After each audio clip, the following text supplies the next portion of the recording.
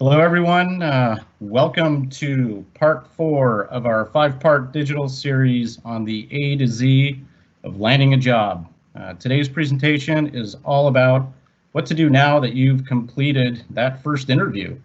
My name is Tim Bismeyer, and for a little background, I am responsible for finalizing all new employee offers on behalf of CollinsWoerman, and have been doing so for the past 10 years. I'm joined today by my colleague, Natasha Morris.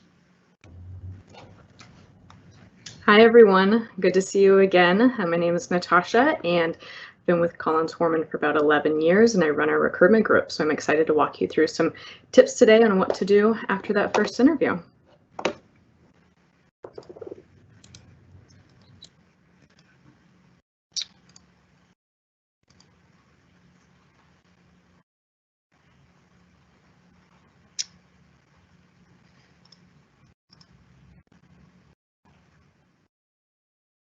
Back to this just real quick as we get this started.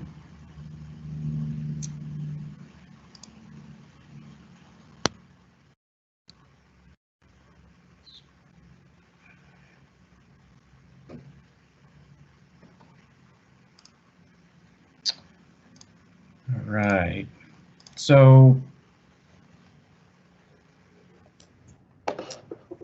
so our agenda today is really packed full of great topics to help everybody navigate through the process once you've completed your first interview and move into the next steps. As we go through the presentation today, please use the Q&A section to submit questions. We'll be happy to answer towards the end of the presentation. Okay, so your interview's coming to the end. So as it's winding down, it's important to understand what the next steps in the process will be. We encourage you to ask what the timeline of the process will be, and who you'll be hearing from. Depending on where the firm is at in the process, you should really expect anywhere from 1 to 2 weeks on a response time. And you should also make sure that you get contact information from everyone who is in the interview, as that'll be a valuable resource down the road that Natasha will touch upon later. So some things to avoid as the interview winds down. First one is compensation. I know that everyone is very curious as to what you're going to get paid for your amazing job, but we recommend that you hold on to that until later in the process. Remember that this is the first of many steps, and this step is all about you trying to get to know the firm and the firm to get to know you. Another tip is to avoid talking about the interview as soon as you walk out of the room. We have seen this happen many times, where candidates immediately jump on the phone while waiting for the elevator, or as they've gotten into the main lobby, or even standing outside on the sidewalk outside the building, and they are talking about the interview, whether it's good or bad. Remember that employees from the firm that you just interviewed with can be everywhere, and you wouldn't want anyone to overhear your conversation. All right, so the interview's over. Congrats in making it through this step, as it's not easy. A few helpful tips to keep in mind over the next day or so. Number 1, follow up with a personalized thank you note or letter to those who attended the interview on behalf of the firm.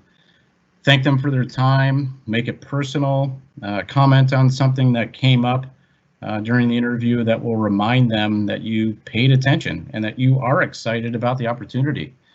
I personally enjoy handwritten notes, but these days when everyone is working remotely, an email will work just fine. You can send individual ones or a group letter, your choice. If there's anything that came up during the interview that you need to provide, do it immediately. Sometimes we'll ask for additional sketches or images of furniture you may have built. It's always good to follow up quickly. And number 3, this one's key.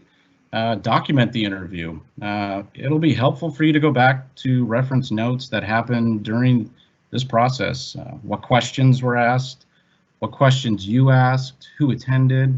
This is especially helpful if you're interviewing at multiple firms at the same time, and in the chance that you get a second interview. reflect on the environment. Take a moment, pause, and see if you get a good sense or a good feeling for the individual or the interview group. Oftentimes, this is your first impression of the firm, and it'll be important for you to evaluate multiple offers.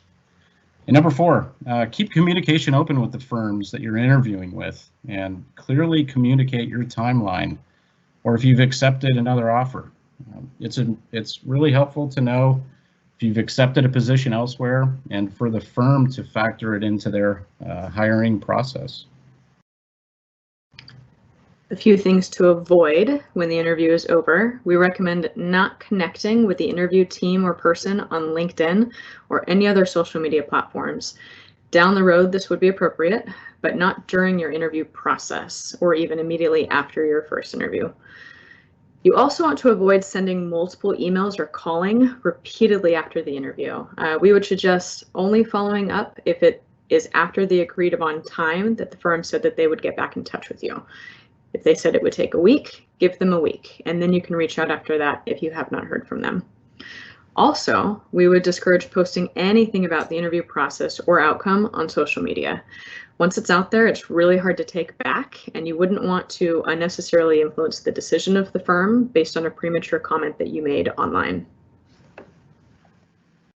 All right, so what about a second interview? So this is going to depend on the firm's process and how they conduct interviews. Some firms only have one interview, some firms have multiple interviews. Some firms do initial screening with a follow-up group interview, and some have initial group interviews with a follow-up with only one person. Either way, we recommend about setting expectations. These expectations are who will be at the interview, and if it's the same group of individuals, what would they like to discuss further? Go back to your notes you took during the first interview. You should be prepared to clarify areas you may have felt that were not as strong in the first interview. Maybe you didn't do a great job explaining your role on a team project. This is your time to reinforce your role or responsibilities. Even if not asked directly, you can find a way to fit this into the conversation. Number 3, if you've only brought your polished portfolio for the first interview, bring additional items that may not have been included, but are great to reinforce your skills. Now is the time. We see candidates all the time bringing in things from sketchbooks to drawing sets or even magazines that their project may have been featured in. These are great to have, and it's always a great tool to pick up where you left off from your first interview. And questions. Questions are so important, and we cannot stress this enough. This is the best way for you to find out about the firm and what makes them click. This process is intended for you to find out as much about the firm as it is the firm trying to find out as much about you. One way for you to demonstrate who you are is to be inquisitive and curious about the culture, things that may not show up on their website. Okay, so you didn't get the offer letter. First, don't panic. And remember that this is a very small community, and as your career grows, you'll see many of the same faces. With this, we would recommend for you to first follow up, thank the firm for their time and consideration. We often never hear back from candidates, but in the event that we do, this is a great opportunity to inquire, possibly gain some feedback. Maybe what you can do to improve your interview skills for the future. Firms are more open to providing this type of inquiry if it's sincere. Apply again. If you didn't get the job the first time and you were lacking experience or certain skill sets, there's really nothing wrong with keeping track of the firm and applying again when the time is right. And once you've successfully been able to get your foot in the door at another firm, feel free to connect via LinkedIn to help build your professional network. And as a pro tip, make sure you only do this if you have met them. So when you didn't get your offer letter, don't immediately send a canned response asking for advice or feedback as to why you didn't get the position. As Tim mentioned, it's okay to inquire about this. It's actually very good, but we can usually tell when your email isn't tailored to the firm, Or honestly, we can tell when you're doing it just because your professor told you that's how you should respond, when in fact you're not actually interested in what the firm might say. And it's also probably not a good idea to have your parents reach out to inquire why you didn't get the job. This has happened, believe it or not. We recommend avoiding that. All right. Hooray! You got the offer letter. All right, so this is great news. You got the offer. It's time to celebrate. Kind of. First thing that you need to make sure that you do is read it. Read this offer letter. Read it again and then read it again. It sounds really simple, but it happens when candidates accept the job without knowing the details. Firms are not trying to sneak anything in there or try to complicate things. Oftentimes, it just may be a simple misunderstanding of something like, hey, when do I get paid? Is it every 2 weeks, every other week, maybe once a month? It's okay to ask if the offer is negotiable, and make sure you do this before accepting, and make sure you ask about what about the offer is negotiable. Is it the salary? Is it the amount of vacation time? Maybe the ability to get a bus pass? And don't be discouraged if the answer is no. Make sure you also know how long the job offer and how long the offer is good for, and when the firm needs an answer from you. With many firms filling various positions, it's good to know how long you have to make this decision. Sometimes it's a few days, others could be a few weeks, but never assume it's forever. And as a reminder, the offer letter is a confidential document. It's only intended for your eyes, so you don't need to be sharing it with anyone else. Okay, time to negotiate. So even if the offer is non-negotiable, there's a few tips that we would like to share with you to help understand the offer to make a more informed decision. As you go through this process, when negotiating a higher salary, reinforce your value. And you can do this in a few ways. You can highlight your skill sets that'll benefit the firm. Discuss tools or methods that would increase efficiency, either with you or with others. Do your homework and research. It's no surprise that there's a lot of information out there that's both helpful and non-helpful. There's a lot of industry benchmarks to use. The biggest thing to remember is you need to compare apples to apples. There's nothing worse than doing a lot of research for salary ranges in San Francisco when the job's actually in Seattle. Understand what projects you'll be working on, and what is the opportunity for you to work on other project types. Some firms are studio-based, where you're hired specifically for one project type with limited flexibility to move. Other firms might be more flexible. Find a firm that fits you in your career development and factor that into your negotiation. And after you've read it and read it again, do not hesitate at all to ask questions. As I said earlier, firms are not trying to be sneaky or pull a fast one on you. So if something doesn't make sense, just ask for clarification. And then here are a few things to avoid when negotiating that will be helpful for you to keep in mind. Do not try to use your debt as a basis on why you need to be paid more. We bring this up during this presentation as it has happened many times in the past, and it continues to happen even now. Everyone has bills to pay. Everyone has student loans. It's not encouraged to use this as a basis for negotiation as to why you believe you should be paid more. If you're interviewing with multiple firms and you have the privilege to choose between multiple offers, that's not uncommon. Receiving additional offers is a good way for you to validate what a firm is offering for your role and responsibilities given the current market. Again, make sure that you are comparing apples to apples with these offers, though. Oftentimes, an offer from a 10-person firm may not match that of a 100-person firm with multiple offices, which is why you need to further consider what the firm is offering you in regards to your role, responsibilities, or expectation of maybe how many hours you may be working in a week.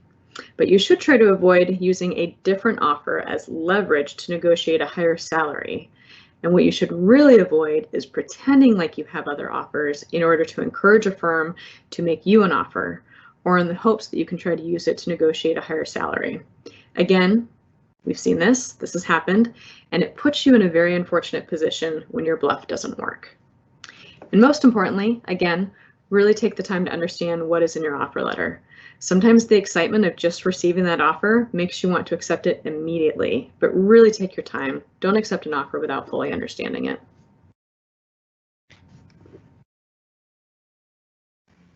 Okay, so once you do accept, your offer letter, first thing to do is really, determine if there's anything that you need to be doing before your first day to get ready. Oftentimes there's paperwork or some additional forms and things that you may need to be filling out. So it's always great to follow up after accepting and inquire if there's anything that you need to be doing.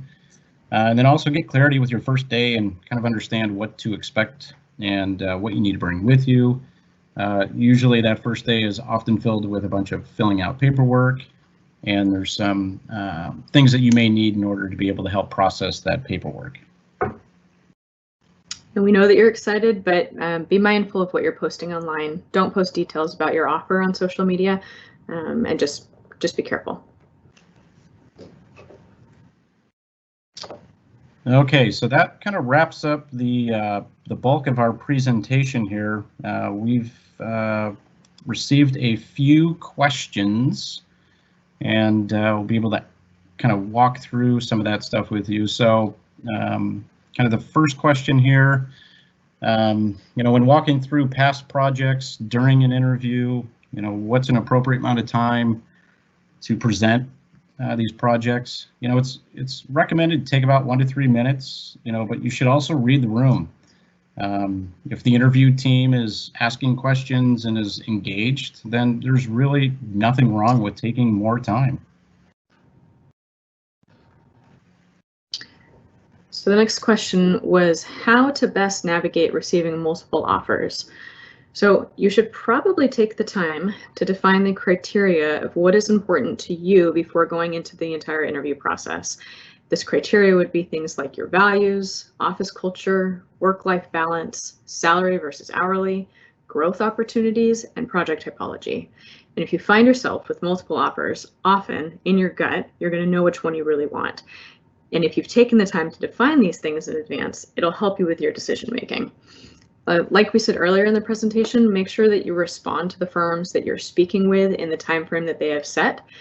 And it's okay to tell a firm that you have another offer and that you need to make a decision by Friday, but that you'd really like to prefer to work for them and want to know when you might get a response from them.